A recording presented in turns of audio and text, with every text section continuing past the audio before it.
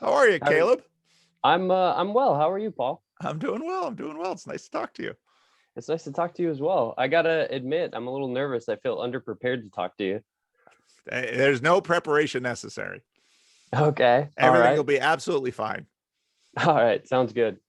So I'm recording this, and if you want me to stop recording, I can. If I'll just share the recording with you, and if it's something we both want to share after for some reason, or if it want to keep it private, or all that is fine. But I just record it because people are like, "What did we say again?" And then I have it. So, Okay. All right. Excellent. so tell me a little bit about you because I don't know anything about you. You probably know a little more about me. Just a little bit. I've only just stumbled into your fan base and your Discord. Oh, and you got Um, a slot right away? Oh, you're yeah. lucky. Yeah, that's the real reason I took this call was or signed up for it was uh Nay was showing me around the Discord, and she showed me how to set up a meeting with you, and there was an empty slot. And she had this look in her eyes like I had the golden ticket. So I was like, I don't even know what I would say to Paul, but I guess I'll take it. Well, there you go. Yes. You got the golden ticket. It was predestined. Yeah, I feel very, very lucky. Yeah, well, I'm part of the group that Sheri Harkin's put together, the artist group. Oh, Yeah, and great. we've met a few times now, and I felt very lucky with that situation as well because I had only just found your work through watching a lot of Jordan Peterson and a lot of Jonathan Pajot, and I think your interview with her was maybe the third video of yours I watched, Oh, wow. and it spoke to me immediately and her story and what she was wanting to do. So I just reached out to her and found myself in the group chat and the meetings, and it's been an amazing experience for me. So yeah, a little bit about myself. I grew up in the church in a very um, small group. Is evangelical, I would say, full gospel. I didn't have a great experience with that. There was a lot of legalism and sort of forced faith situations. So as I got older, I found myself walking away from the church as I got to college age, and not even because I didn't particularly believe or wasn't convinced, more so just because the experience I had made it very difficult to accept Christianity in general. Mm. Um, and so then I sort of wandered out of my faith walk for a few years. I had went to a Christian university, a small private Christian college. Didn't have a super good experience there, but had one theology professor who um, I made a close friendship with, and he was a good mentor figure. And he was really the only person whose arguments were convincing to me at all, were really compelling. Mhm. Um, and then I sort of wandered off, sort of didn't do anything with my life for a few years. I found myself able to pay the bills, pay off my debt, and so I just sat around doing that, and I felt very purposeless.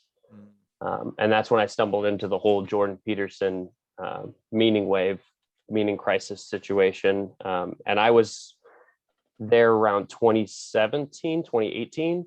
So I was reading his book and listening to his lectures pretty early on before most of the scandals. Um, that had a huge impact on me. And then I've continued to follow his work. I've started to explore my faith again.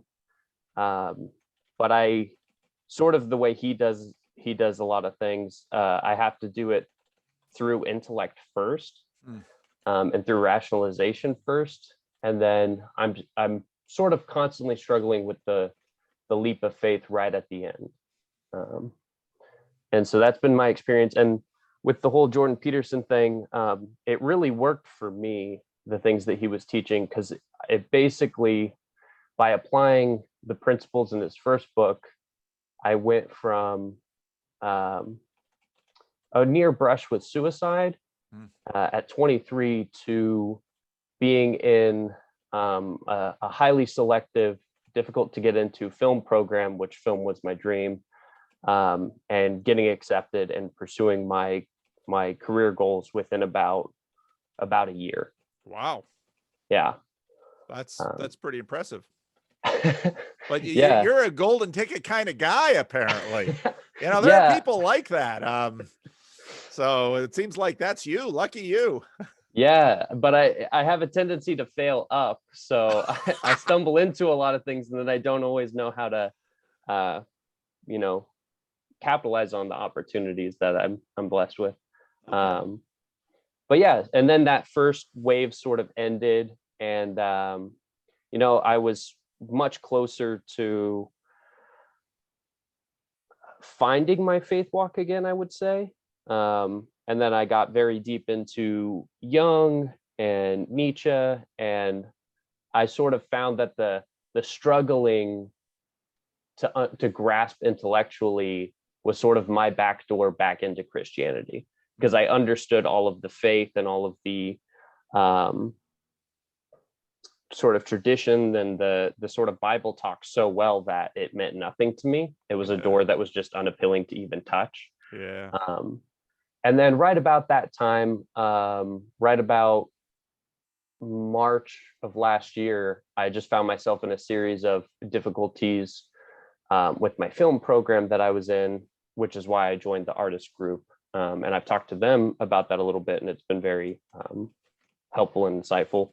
And I basically had to leave my program because of the way they were handling COVID. It didn't look like there was going to be any real opportunities moving forward. They were completely unprepared.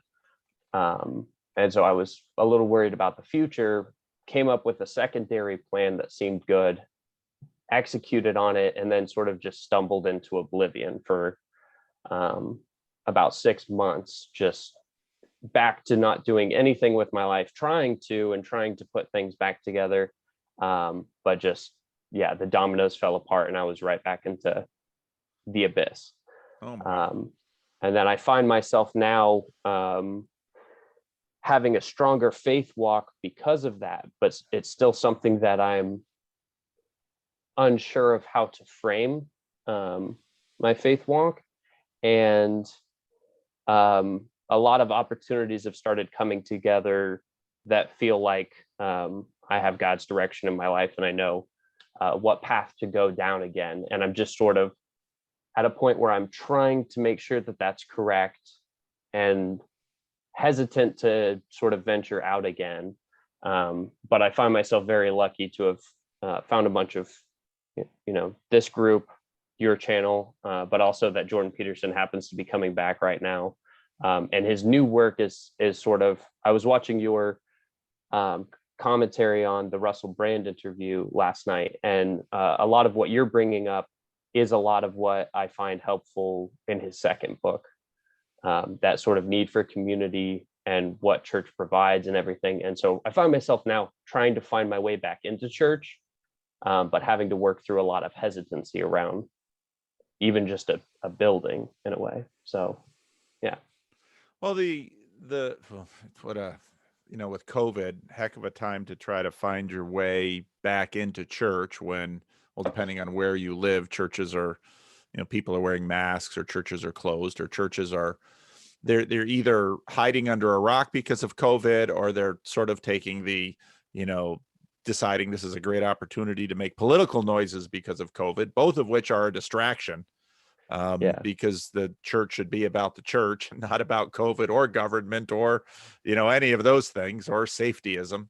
So, no, that's really interesting. Your story strikes me because part of Peterson's, especially 12 Rules for Life, I think, as you really laid out, is very much trades upon his recommendation of set a goal, pursue a goal, you'll get meaning, you'll get opportunity, and all of that is true. But the opposite is, well, that's not really the opposite, but if you do those things, even though, as you said, you've been quite fortunate in that gosh, first time you look for a slot, you get a slot with me. That never happens. I get emails from people like, I keep looking for slots and they're always full, and they always are because I keep them full. And then I look ahead in my week and say, I got some time this week. And so I open up slots and then people come across them. But the sometimes I talk to people and they started Peterson's program. Boy, they got some, they got some good feedback. Some things really got going. And then of course you hit a wall. And then the question is, what do you do when you hit that wall? And in many ways, part of what religion does, and especially community does, is provide a scaffolding underneath so that when it's not unlike, I was watching, the Eric Huddle, I think that's his name, the guy who went up El Capitan without any ropes at all. But when they were training for that, finding the way up, you basically you rope in, you try to go up, but you've got, you're pinned down here. So you try to go up and you sort of, and then you fall. And of course it's not much fun falling because you fall and you smack there. You've got that rope and that smacks you against that wall. So it's not nice, but you've got that rope. And a lot of what religion, community, church does is sort of provide like that rope. So you don't have to sort of free solo up, all of El Capitan, because any one of us saying, wow, it's a big piece of rock. Oh, I can get 20 feet. Yeah, but you're not going to go 3,500 feet like that. It is not going to happen because, none of us are that good. Very few of us are that good. And those who actually get that good by falling 1,000 times within their regiment. And so what you're doing is exactly the right thing, because so you had the realization, gosh, I need to clean my room. I need to tell the truth. I need to, all of these things. And then you start up and you're like, hey, I'm making progress. And you get to a certain point and life happens. Now, here in the West, and Peterson is right about this, because I lived in the developing world for a while. If in fact, without a lot of, really cruciform truth telling and determination, you can make progress. There are jobs out there. There are people who will mentor you. There's a lot of goodness out in this world in the West, which is part of the reason a lot of people want to get to the West, because there's so much opportunity, because so much has been built into these systems. So you do get initial success, but you will hit a wall and you will stumble, and that will smack you and get back against that wall. And almost anybody who's lived any life at all has how many resets in their life. And what they usually learn, sort of like a climber, every time you fail, if you can learn about that, and if it doesn't kill you, and if it doesn't discourage you, you now attack that wall with more than the time you attacked it with previously. And I'm glad you joined Sheri's group, and I'm glad you found the Discord, because I mean, when I saw Jordan Peterson's rise in 2016, 2017, I've watched, the same thing happens in church. Someone comes into church for a Sunday, not very often at Living Stones, because we're this tiny little insignificant church. But if I were in a mega church with beautiful music and all of this stuff, people come in and they have this experience and like, and then, they come to you after the service and they're just crying, oh, pastor, this has just changed my life. And, you try not to be a cynic, and you just say, oh, so glad, this is happy for you, and pray for you and all of this. But in the back of my mind, I know you're just starting down this road, and a month or 3 months or 6 months, you're going to come up to me and say, it didn't pan out. And I say, really? Because you had this initial vision of, I found the golden ticket. I found the secret to life. Well, good. That secret to life is going to get you about 20 feet up that wall. And then something's going to happen and you're going to fall. And I hope you have a rope, because if you're, pity the people, and you see this sometimes. You look at people, they get right out of college and they just have enormous success and everything goes easy. And they get up 100, 200, 300 feet and they've never learned. You need a rope. You need people around you. You need mentors who are going to say, yeah, that first 100 feet goes pretty good, but there's a little area up there that all of the things you use to get to that first 100 feet, they're not going to get you past that. And how do you know that? Well, because I was watching the dude up there and he fell. I thought, well, there's got to be something up there. So, and so no, I think you're doing it the right way and you're thinking it through. And in terms of Christianity for a lot of people, again, Peterson's video, I don't know if you saw the video I recently did on transformations, where I played a little bit of his conversation with Eric Weinstein, because Peterson made the point. He said he's watched people and he's noted that people have a limited number of transformations within them. And I've had this exact same experience. Some people I know have exactly the same faith they had when if they're in a believing baptism church, when they got baptized at 16, or in my tradition, they got made profession of faith at 16, whatever. They have exactly the same faith they had at 16. And I know people who have the same faith they had at 16 and they're still going strong because it was solid and they were able to endure. But basically that's their framework, and it works for them and it's held them, but they had one transformation in their life and it was able to carry them their whole life. And it's like, praise God. Many people, they had the faith they had at 16 or 18, and then they hit something at 20 or 22, and then they fall. And okay, so the world isn't exactly like you thought it was when you were 16 or 14. What are you going to do? You're going to stay in bitterness? You're going to stay in, you're just going to keep trying this other thing? And so, no, but then when you come back to the Christian faith, it's like, oh, and often what happens is you look at even what maybe you rejected before.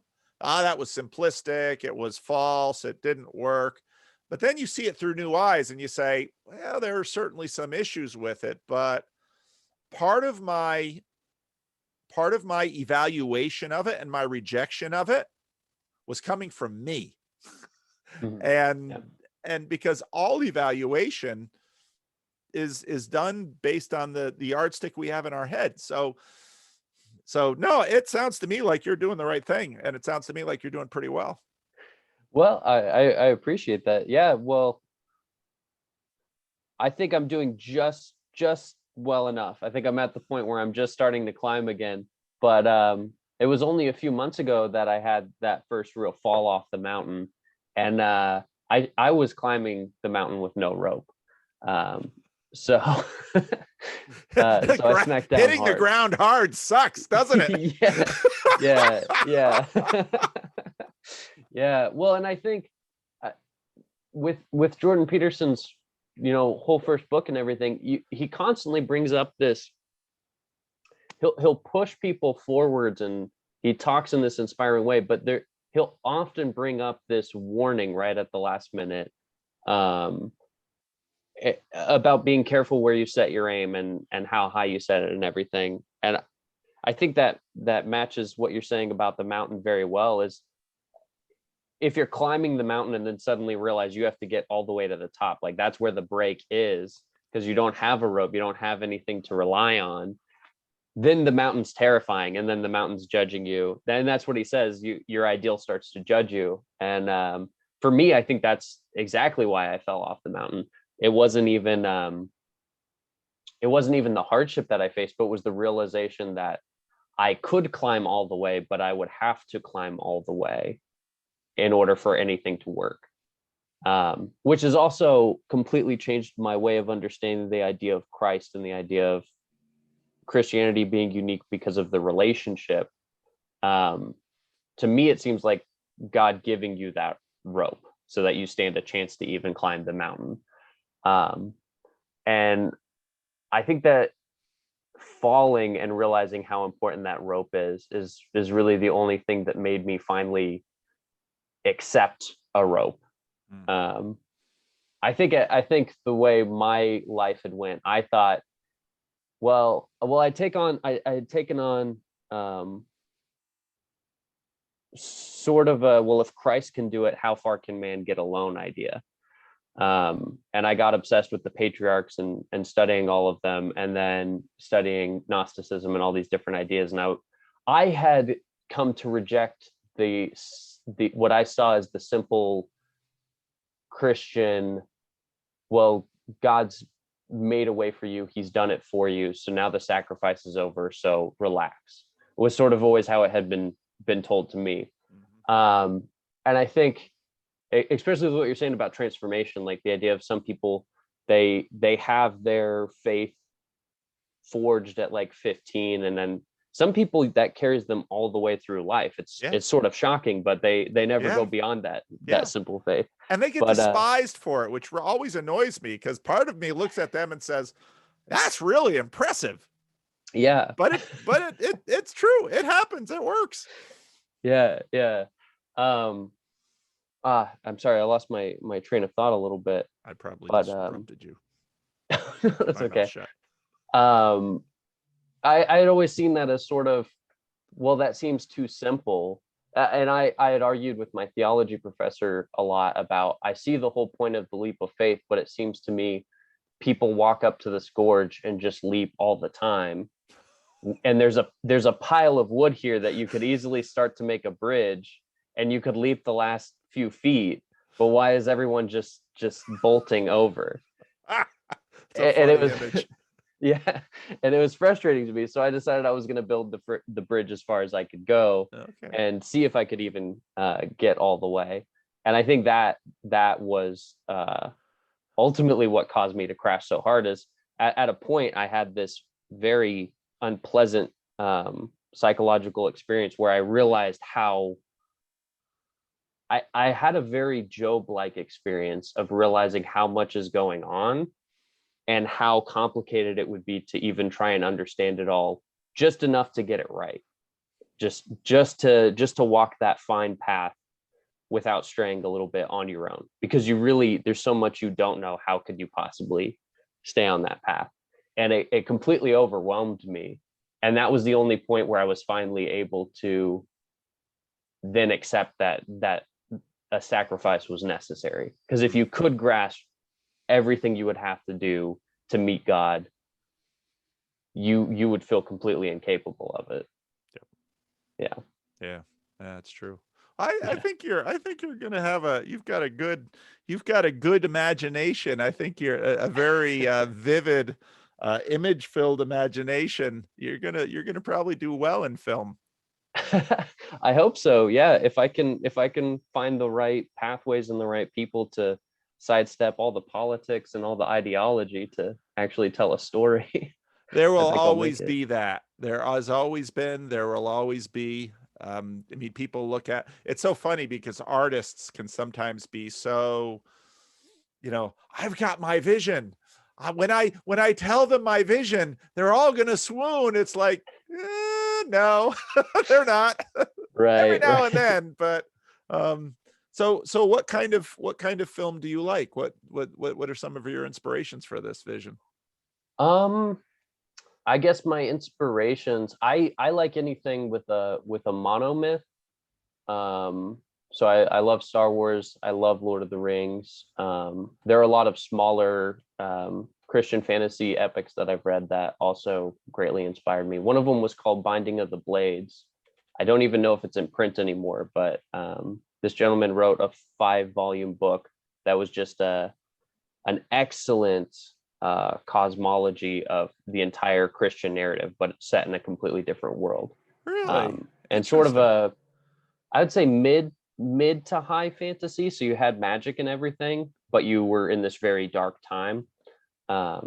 Is an excellent work. And then in film, I have sort of a weird list of inspirations. I really like Nolan and Nolan's work. Mostly because his movies aren't interesting until the second or third watch. Huh.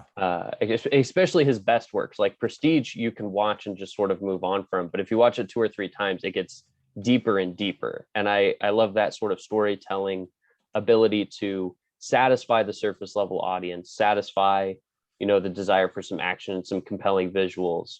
But the longer you watch it, the more you explore the themes, the deeper it goes. But I sort of despise heady films that are sort of way up in the clouds. And yeah, you can get it, but it doesn't do anything to bring it down to sort of the common man. Yeah. So whenever I'm talking with my film friends, I always explain it as like 7 levels of storytelling, and films should sort of try to gap from 7 to 1 if they can. Like that's the ideal film. So yeah, That's and good. then Christian influences in film. I have a real antagonistic view towards Christian film. Yeah. That's actually how I got into film school. It was very funny. I criticized Christian film heavily so that I could talk about why I liked Martin Scorsese's Last Temptation of Christ so much.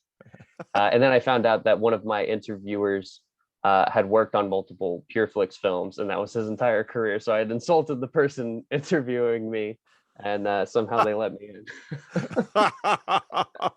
Yeah.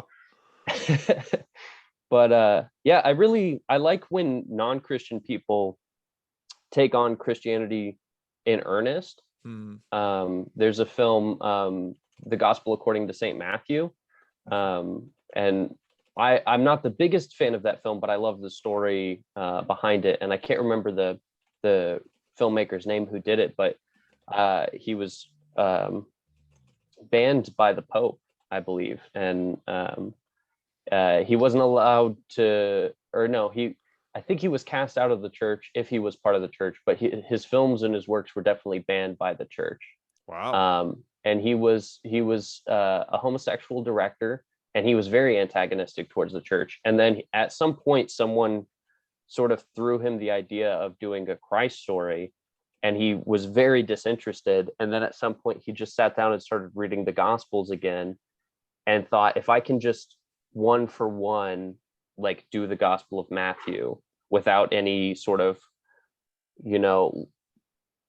mythology or anything that's built up over the last 2,000 years, just this story, it would be a really great story. And then he made at the time, one of the best films about Christ. And the Pope raved about it and loved it. And it's this really interesting film that just sort of goes, well, this would have been very mundane, some of these events. It would have shocked the people, but the people were so street level that they wouldn't have even known how to react to these things. And so he films this very just almost drab, like there's just no pageantry to it. It's just very earnest. And he just picked people off the street to play all of the biblical figures. So everybody has an everyman sort of look. And I find movies like that just really interesting. Or like Scorsese's Last Temptation, I thought was one of the most interesting films about Christ, because it can take someone who's completely against Christianity and take them down this journey they've never considered, that's not the Gospels, but brings them right back to the point of the Gospels right at the end. And it was the first film about Christ I ever watched that really brought me to tears and broke me down. Wow. Well, I remember when that film came out, and it caused quite a stir. And of course, in my younger rebellious years, I thought, I got to go see that film. I went to the theater, there's Christians protesting. It's like, I'll go in. And I actually found, I found the film, I wasn't offended by it. And I actually found it I found the premise of the story quite engaging, because I thought, well, of course, Jesus would be tempted to forsake his mission. Isn't this what many of us are tempted to do in our daily lives, to tell the cross to get out of here? I want to have a nice life, and doggone it, I'm entitled to it. So, take all that cruciform stuff and sell it someplace else to some other rubes. No, that's No, I'm with you. I'm with you. I hadn't heard of that movie, while you were talking. I just Googled it, and 1964, is that it, or is it a different, was it Italian?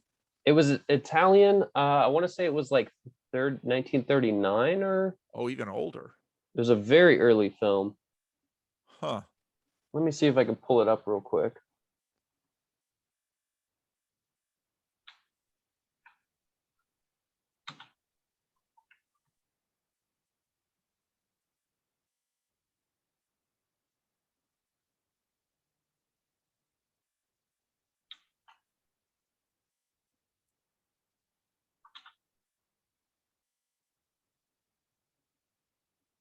Oh no, I guess it was 64. Okay. Okay. Yeah. Okay. Pasolini. Yeah. Yeah. Interesting. I'll have to, now with the internet, I mean, you can, I mean, same thing for your book recommendation there. I immediately went to Amazon and, Beyond the Summerland, Binding of the Blade, book 1, Kindle for $3. So Oh yeah. there you go. Anybody who wants to read it, it's out there for $3. You can get started. It looks kind of like a, sword and sorcery type thing. And, oh, very interesting. Very interesting. There's just so many, good books out in the world um, to look for and to read. And, oh, that's very, very cool. It's very, very cool. Yeah. So, what's happening with Sheri's group?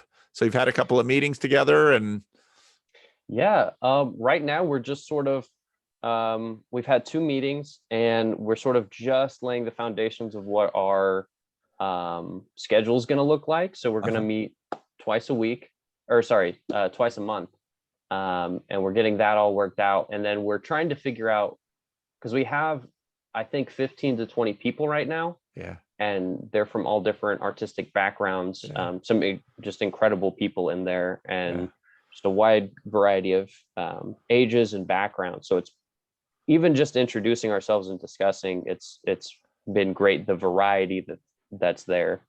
There's sort of a genuine diversity in it, and a diversity of thought and Yeah. exploration that in every film group that I've been a part of that's for film criticism, I don't find that much diversity of thought or background. Yep.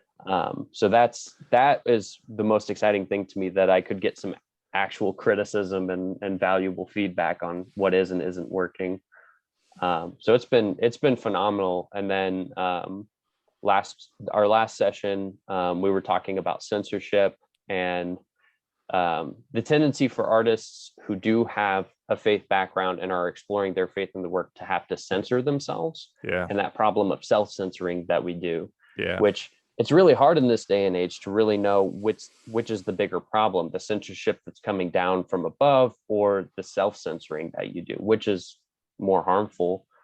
So I told them a story about my experience at film school trying to pitch a religious film, and just like the sort of bizarre response that I received, and sort of the immediate shutdown. And the all the feedback I got, all the questions I got, were sort of clearly not the right questions to ask. They were just, blocks to try and keep the pitch from going forward. Um, and so, yeah, we've been discussing that, and yeah, I don't know. It's been phenomenal for me so far, just getting to hear from everyone. Good. Yeah. Good. No, I'm glad. And part of my own journey over these last 3 years, helping these kinds of groups start, for me, is one of the most exciting things, because right away I knew, just being a pastor, that if everything has to go through me, it'll very quickly become a bottleneck. And then Sheri showed up, and it's like, I want to start this group. And I said, well, let's put out a call, and we'll shop it on the Discord, and see who's out there. And a group of about 20 is about the right size for something like this. Not everybody's going to stick, but out of it, you'll probably get 10 to 12 who are down. And you're right about the diversity. One of the things that has been true that I've learned in all of this, both in my local meetups and in the Discord, has been the Jordan Peterson group tends to attract people who are low in agreeableness, which means you'll get more honest feedback. People will be more willing to tell you what they think, to sort of penetrate this veneer of nice that sort of pervades the culture. And so it's just been a delight. I mean, when I started the YouTube channel, or at least, you know, decided not to shut it down after my Jordan Peterson video started, I was prepared for a few hundred views and a couple of new conversation partners. That was my expectation. And I got a lot more than that. And I wasn't sure I wanted more than that, because I've got a life. I don't really need to be famous. Um, Truth be told, being famous and having your email inbox clogged up is kind of a pain. And so a lot of this has been trying to figure out how to mitigate the effects of dealing with a large audience. But you know, at the same time, Jesus had a much more present, larger audience. When he's got thousands around him, that's much more difficult to deal with. But so I'm just tickled pink that people have picked up on this, and Sheri is getting to pursue this, and I couldn't be happier. Yeah, well, I really love the way you're doing it, that you are redirecting that energy, and people are coming to you, and you're creating these opportunities for people to continue without it having to reinforce your channel or anything like that. It's nice to see. It's really nice to see how community oriented you are.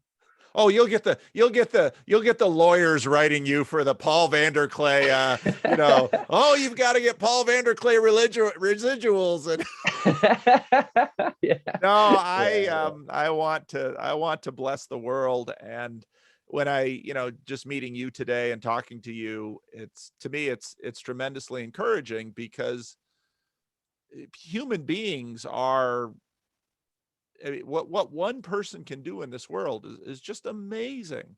Mm. And you're young, and you're going to figure stuff out, and you're going to fail, and but you're going to do stuff. And so to me, it's just exciting to have just one little part of encouraging you, and seeing what you and others will do. And I think it's actually quite exciting that I know Sheri was doing visual arts type things. A lot of arts are visual, but you doing cinema. I know others were looking at music. So there is a real diversity. And again, part of what you want to do when you're young is build a network. But you want it. I mean, part of the problem with something like film school is you're all too much the same. And then they kind of Yes. put you in a corral, and it's very resource intensive with certain kinds of resources, but not with other resources, and not with other people. And and and what I found is that often you need lots of different kinds of people. You need accountants, and you need um jerks, and you need super happy people. I mean, you just need a whole bunch of different kinds of people. Like, there are people, and if you actually get it, and churches are actually sort of good at that, because they attract different kinds, and then they clump up in families, which again increases the diversity. And so it actually works pretty well. And a lot of these really smart systems that we think, oh, we want all thoroughbreds of this kind of person. Well, if you're if you're building a farm and you want to grow food, you probably don't want a lot of thoroughbreds. You probably want some workhorses and some donkeys, and some cows. So Right. Right. it's good. I've dominated this, and I don't know if you had anything you wanted to talk about, so I'll shut up now. I mean, no, this has been great, because I wasn't sure what I wanted to talk about, and you've steered the conversation very, very well.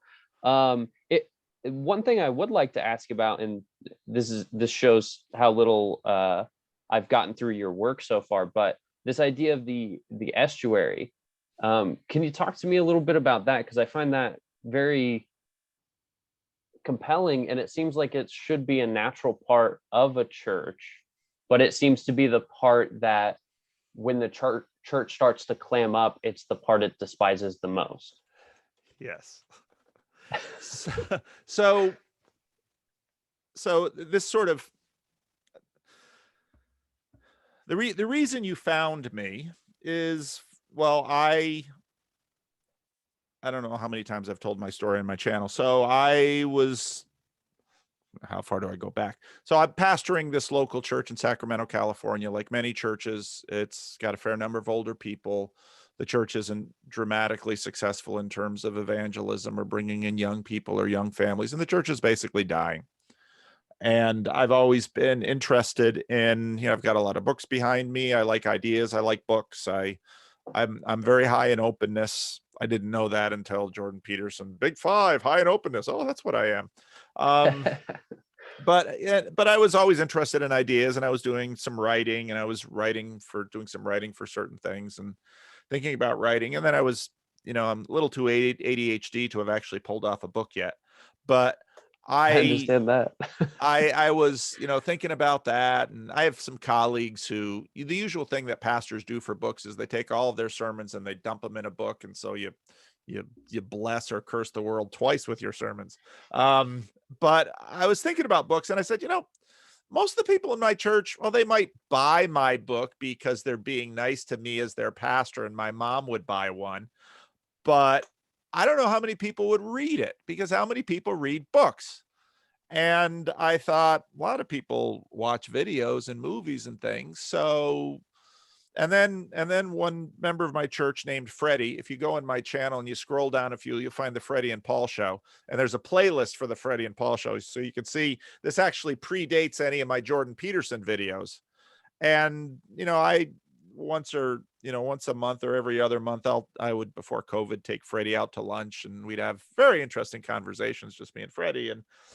And I always thought, it's too bad these aren't recorded, because boy, the world would truth is stranger than fiction.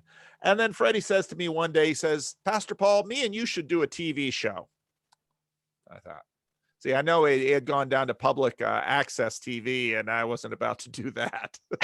So I said, I'll tell you what, Freddie, I'll take my smartphone here, and I'll just take a little video of us talking. It'll be kind of a variety show. He usually does a rap, and we usually get local sports and a few other strange things. And I said, I'll record it and I'll post it on YouTube, and we can watch it. And that was, and a few other, his mom and some of my family members, if you get 10 or 15 views watching the Freddie and Paul show. And then Jordan Peterson came along, and I thought, there's something about YouTube and Jordan Peterson here. And I didn't really have any. YouTube was a place that you could post sermons if you wanted to give a link to someone in church to watch them, or cat videos. I had no idea that YouTube was really a social network as well as sort of a video facilitation thing. So I thought, there's something about Jordan Peterson and YouTube. And so I made a video, something like 3 reasons why this pastor thinks Jordan Peterson is important. And again, I thought I was going to get maybe 100 views, because most of the Freddie and Paul show got 5 to 15 views. So it's kind of the speed of my YouTube channel. So I'll get 100 views or something like this. And I got way more than 100 views, and I'm like, oh boy. And emails started rolling in, and all of this stuff started to happen. And it's like, oh boy, what do I do now? But I'm a pastor, so I'd go months between someone coming up to me and wanting a conversation about something that really, outside the church, that's something that really mattered in their life. And I had more invitations to conversation than I had time for. So I thought, and then some local people were watching my videos, and they were saying things like, well, you really should start a meetup. I'd heard of meetup.com. So I thought, oh, all right, I'll start a meetup. I'll go to meetup. I'll spend my $80, which is kind of a ripoff, for 6 months. And I'll put a little thing out there. And I expected 2 or 3 people to come. And I would have been happy with that, because we would have sat down and had a nice conversation. That probably would have been the end of it. That's what I thought, because that had been my experience with church. And 12 people showed up. I was like, Oh, and I didn't have the foresight to figure out how to dismiss these people. So we were still talking at 1:30 in the morning and the church phone rang, and I knew exactly who was calling at 1:30 in the morning to the church phone. It was my wife. She's like, "Where are you? What's going on?" So then I had to figure out how to dismiss people after the meetup. And so then well, I'll do it again next month. And about 15 people showed. Some people came back, a lot of new people. And so I started doing it every month. And one of the things that I realized was I've always been frustrated as a pastor because churches have this veil of orthodoxy, dogma, and that's important. That's an important function of a church, and churches need that. But it was also frustrating because I knew people weren't telling the truth in church, and not in some theological sense, but they had doubts. And they and, and so usually what happens in church when someone gets upset about something or they don't believe it anymore, they just ghost, they just leave, they just disappear.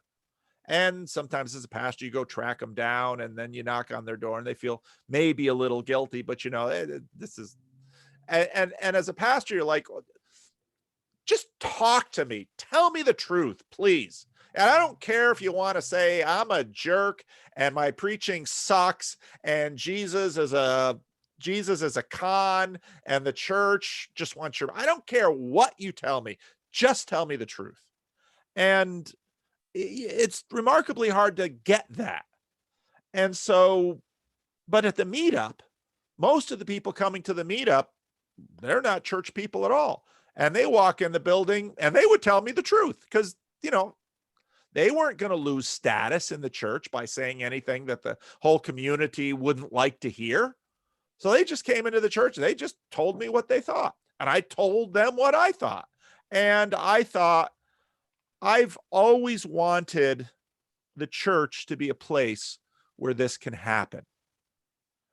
And I was thinking in terms of, and I'd actually thought about this idea for a while. And so I'd been doing my YouTube channel for a while, and some people were getting a little bothered because they're sort of expecting me to somehow roll out some new effort and some new institution.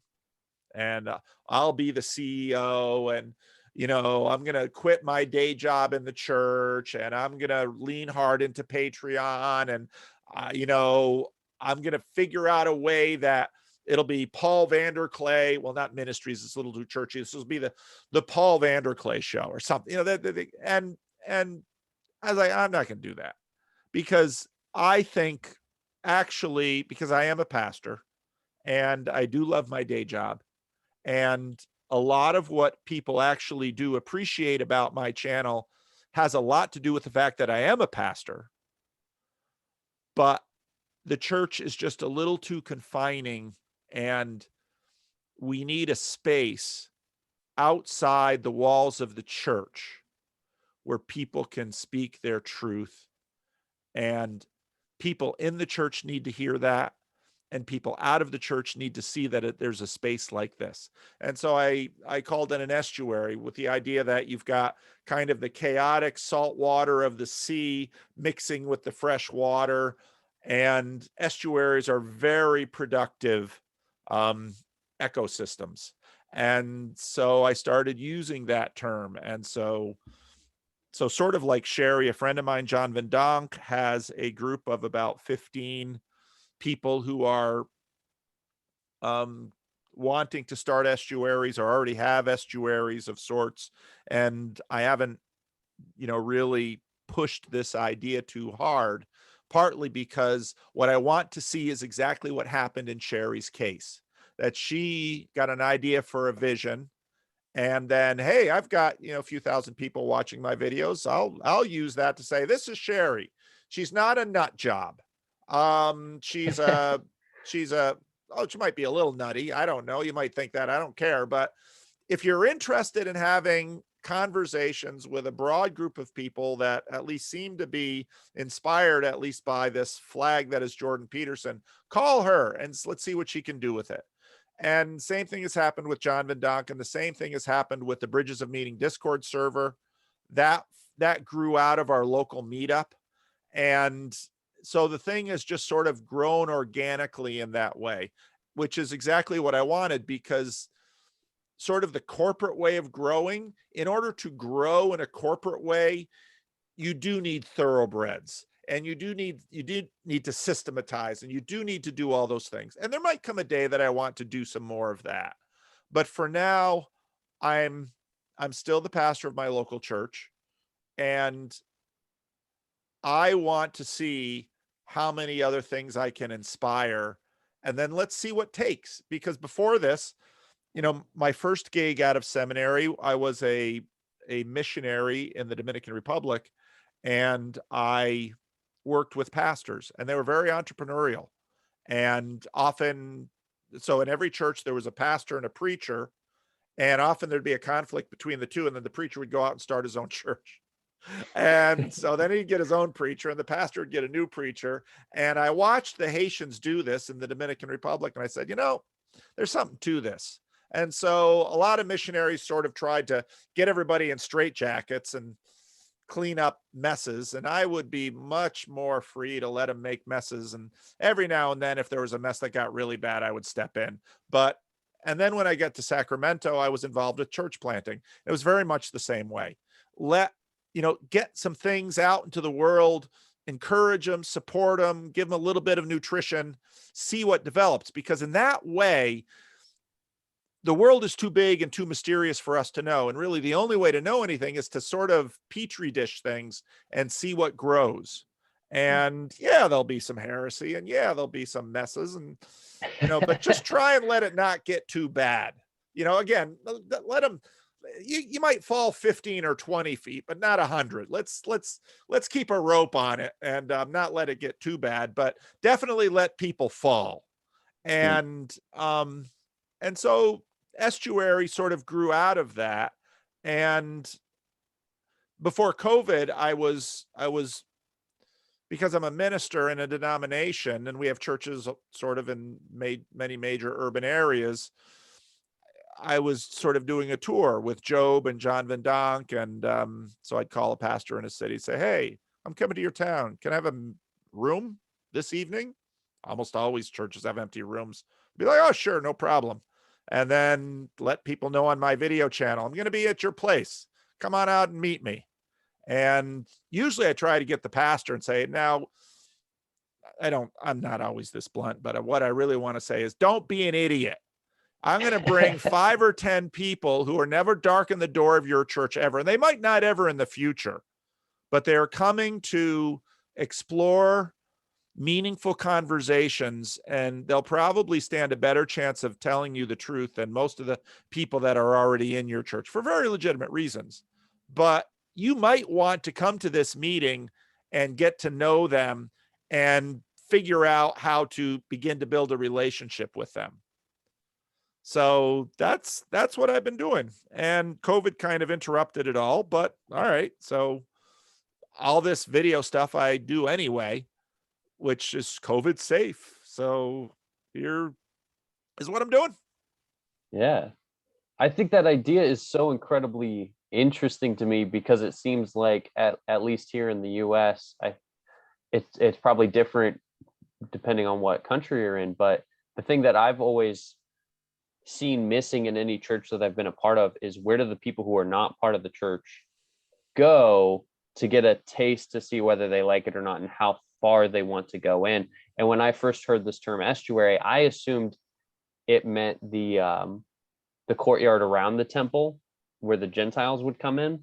Yes. And sort of just a place where you don't have to get all the dogma correct. You don't have to get all the rituals and rites correct. You can just explore from a safe distance. And I've never seen, in my experience, a church pull that off. But I don't even think any church is really aiming for that. It's either get people in to become members quick, or have a steady audience. Like, you either have the mega church, or you have the church that, if somebody who's a real outsider comes in, they're either not talked to or bombarded with all of this sort of churchese and over the course of, the few times they attend, sort of push to do all these steps. But the idea of like, well, if there was a place where people could just sit and watch, maybe from outside the room, and debate what's going on in the church, that creates a very interesting space for people to explore. For, like you say, there can be heresy, there can be people getting it wrong, but at least they're allowed to be part of the conversation now. And they're building the networks, they're building the relationships because part of the problem with churches is they get so insular. That, well, people have relationships, they have their business relationships, they have all these other relationships, but a lot of churches are like, invite your friends to church. And a lot of people are like, there's no way I'm going to invite my friends to church. They're going to think I'm weird, because they are not going to understand. And actually, 40 years ago, the seeker movement, really played with a lot of these ideas and had, seeker services, but that was really much more of a sort of a rehashing of revivalism, where you went to the seeker service and they had cool music and the preaching was usually a little above par, but it tended to be, well, it was usually wisdom preaching, which was sort of working another angle, which wasn't dumb, but it tended to be overtly evangelistic. And so in that way, it was sort of in continuation with a revival movement. And in my meetup groups, I don't lean on anyone to, if you want to come to church, we're here on Sunday morning, most people walking in have an idea. Yeah, I have kind of a suspicion what they do here on Sunday, and I'm not interested. Okay. But sometimes they kind of sneak in because they're a little curious, because they see me at the meetup and then they're like, well, what is this on Sunday? And even with so I have my main YouTube channel, but then there's also the church channel, and a lot of people might take a peek over there, but what's happening in church, that's not really where they're at now or yet, or maybe ever. And that's a thing that the church has to deal with. And that's actually something that I do a lot of thinking about, but haven't really acted on, because my day job right now, for the most part, continues to be caring for my present congregation. Many of the people are in their 80s and 90s, and, they have invested their entire life for their own Christian care and comfort. And I'm their pastor, and I'm going to continue to do that. But this church has also been very generous with my time, because they see the value of what I'm doing out here. And if they say, well, how does this connect with this? I'll say, I don't really know, but God can do crazy things. So as long as I find this to be fruitful, and it has been, I'll keep doing this. But I still keep doing this because that's my calling, and these are my people, and they're my church family. And, almost many of them are older than I am, and I'm going to bury them. Now, when they're all gone and there's no longer this church here, well, I'll figure that out when that day comes. It hasn't come yet, because, some people who watch my videos, and I tell them, well, here's the church giving website, because if Living Stones goes belly up, I'm going to have some more decisions to make. But again, I don't think I'm stopping what I'm doing over here, because I see this as fundamental to the future of the church. But I don't know what that looks like yet. Interesting. Yeah.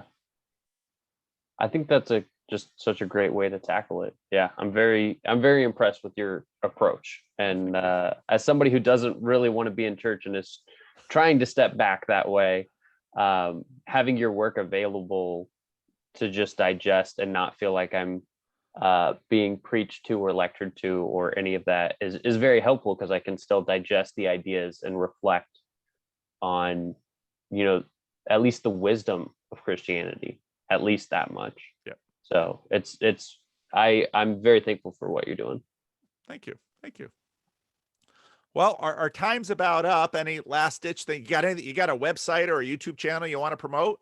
I'm not sure that it would appeal to the crowd, but I do have a YouTube channel, Danny Boyles Presents, where I occasionally throw up short films that aren't going to go to festivals. So that Danny I do have one. Boyles Presents. Yes. Okay. Yeah. All right. Cool. Go ahead. I do have one question. Yep. I am not really sure how I'm going to find my way back into church. And maybe in some sense I'm overthinking it and it doesn't matter, but I find myself needing to be in a place where I can explore Christianity and have discussions. And I want to be in church to plant myself somewhere to grow, but I don't want to be somewhere where I feel that I'm just fulfilling a set of tasks, that I'm just going through the steps of what church is. Yeah. Do you have any suggestions for me in that situation? I be honest and forthright with I mean, church shopping is always difficult because you kind of go around. Find churches that, um, if you visit a church and it doesn't look too scary and maybe promising, um, I'd look for smaller rather than larger churches just because the pastors are more available. And then go to the pastor and say, "Would you be willing to have lunch with me?" And see if you can do lunch or coffee with the pastor. I think, again, I mean, I'm not going to say anything bad about large churches because they very much have their place, but they're very different animals than churches of less than 200 people. So, and churches of less than 200 people, the music isn't going to be as good. The preaching isn't going to be as good. There's going to be some kookiness involved, and there might be a little bit of tyranny involved, and there'll be some dysfunction. There'll be all that stuff in a church. But most of those churches are probably so overwhelmingly desperate they'll bend themselves in pretzels to accommodate some young person that shows any interest at all. And then just, you know, just be honest with the church about, this is where I am, this is who I am. And in my experience, most good pastors and good churches will let you be you. And part of the problem is that people will, and there are churches that won't. And if the church won't, no, then that's not the place for you because they haven't made space for you. And, you don't have to make demands on them, but they should try at least meet you. You know, I've seen a lot of dying churches that had some young person come in, and that person, the church didn't like that person's sexuality. The person didn't share that person's taste in music or arts or Bible reading or anything, but that church just loved that person because he was their person. He might be a heretic, it might be all kinds of things wrong with them, but they felt validated that this person would actually do them the honor of of recognizing them and being a part of their community. So I'd say, um, you see, most of the time when people church shop, you'll go out on the internet and you'll search websites, and that's a pretty good idea. You can get a sense of what churches are. But most churches, even fairly good ones that I know, have really crappy websites because there's nobody in the church that can really make a good one. Yeah. And they don't have any money to do that. And they're mostly sort of taking care of themselves. And so they're a little hard to get into. But with a lot of those churches, once you get into them, you do have real community. And it and again, it's a process. So I'd say be patient, but above all, be honest about who you are. And when you get a chance to talk to someone, the pastor or an elder or someone who even showed any interest in you, just say, "This is who I am. This is what I do." And if they're open to that, well, then you've got to start and see where it goes. That would be my philosophy, because it's just a myriad of dogmas and traditions and styles, and all that stuff is out there. But in a good church, they will treat you like an individual and they will value your presence. And that's at least a place to begin. Okay. Yeah. Excellent. Thank you so much. And thank you for your time. Oh, you're welcome. See, I'm a full believer in providence. So, and I'm glad, yeah, um, I can say hi to Nate myself, but I'm glad Nate showed it to you, and I'm glad the slot was open. So this was great. Yeah, fantastic. Thank you so much. All right, take care. All Bye right, bye. bye bye.